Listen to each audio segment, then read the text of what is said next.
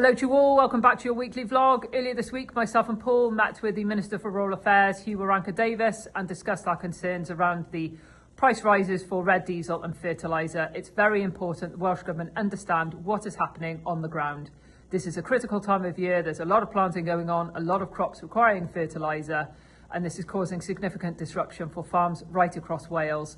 We had a number of asks of the Minister, particularly around good dialogue between the Senedd and Westminster, so that any thinking is joined up, and we need reassurance from them that they will be prepared to act should this crisis be prolonged.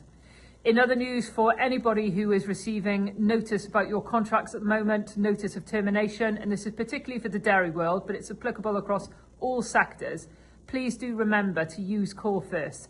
As part of your membership, you have access to that. They can put you in touch with some free legal advice. Don't make any rush decisions. Make sure you have a conversation with a qualified person. We also have a contract checking service. So likewise, please do take advantage of that for any contract. Someone can check it through and make sure that the terms in there are fair for your business. And then finally, this is just to say that the Senedd is now dissolved. Members of the Senedd have stepped down from their post.